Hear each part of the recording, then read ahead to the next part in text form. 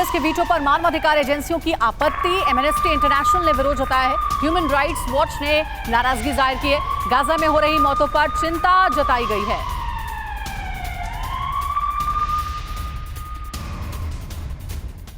और देखिए संयुक्त राष्ट्र सुरक्षा परिषद में क्या हुआ था यह भी आपको बता देते हैं, क्योंकि यूएस ने रोक दिया है सीज फायर का प्रस्ताव। और कैसे रुका है यह प्रस्ताव, यह भी आपके लिए जानना जरूरी है। देखिए पक्ष में कितने वोट पड़े, 13, खिलाफ में अमेरिका और ब्रिटेन ने खिलाफ में वोट डाला।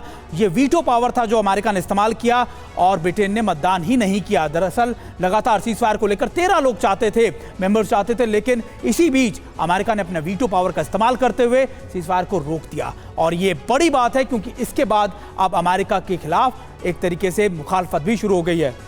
और प्रस्ताव क्या था ये भी जानिए। दरअसल दोनों ओर से तुरंत युद्ध रुकने का प्रस्ताव था, जिसे सीज फायर कह सकते हैं आप। बंधकों की तुरंत रिहाई होने का भी प्रस्ताव था, लेकिन क्योंकि अमेरिका ने वीटो का इस्तेमाल कर लिया, इसलिए अब इस प्रस्ताव पर कोई चर्चा नहीं हो सकती है। पक्ष में हालांकि 13 वोट पड़े थे, लेकिन अमेरिका का वीटो सब पर भारी पड़ता हुआ नजर आया। और हमारे साथ स्टूडियो में गेस्ट भी मौजूद है। श्रद्धेंदु सर, थोड़ी देर पहले आपने कहा कि अगर कोई मीडिएटर आए बात करने के लिए तो शायद सीज फायर संभव ही हो पाए, लेकिन हम देख रहे हैं कि जब मौका मिला तो अमेरिका एक तरीके का प्रेशर तो जरूर बना रहा है। खबरें ऐसी भी है इजराइल पर कि युद्ध को रोक दिया जाए, लेकिन जब मौका था सीज फायर पर वोट करने के लिए तो अमेरिका ने वीटो का प्रयोग कर दिया। बात यही खत्म हो गई और यह भी समझ में आ गया कि युद्ध रुकने वाला नहीं है।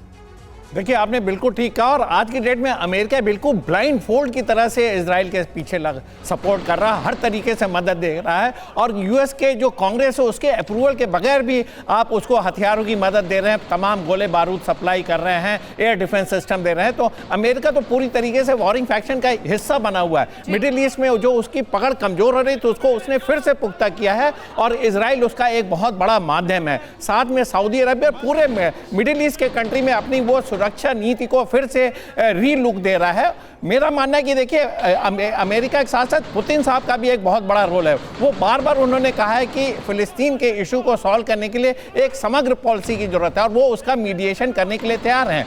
इजराइल को भी वो बोलते हैं, पैलेस्टीन के भी उनकी बात सुनी जाती है। तो रूस भी एक इसमें अहम भूमिका निभा सकता है, लेकिन अमेरिका ये नहीं चाहेगा। एक जगह उसने रूस को फिक्स कर रखा है यूक्रेन वॉर में, और देखिए रशिया के चारों तरफ जितने पहले के वार्शा पैक्ट कंट्री थे, ईस्टर्न यूरोपियन कंट्री, उसको धीरे धीरे नाटो के फोल्ड में लाता जा रहा है। तो अब वो रूस को ये अपॉर्चुनिटी नहीं दे सकते कि वो इस युद्ध में कि पुतिन और रईसी की मुलाकात के बाद इजराइल भी, नेतन्याहू भी कहां सुनने वाला। अगर मान लीजिए पुतिन मीडिएटरशिप के लिए तैयार भी हो जाते हैं तो ये भी एक बहुत बड़ी अड़चन है। एक और बड़ी खबर है, वेस्ट बैंक के तुबास में इजरायली सेना का हमला हुआ। तुबास के एक घर पर की गई है बमबारी।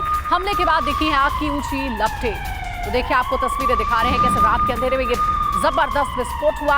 और देखिए आपको नजर आ रहा होगा चारों तरफ आग ही आग नजर आ रही है। बड़ा धमाका हुआ, तुबास के घर पर बम फेंका गया। बम से हमले के बाद देखिए आग की ऊंची लपटें नजर आ रही है।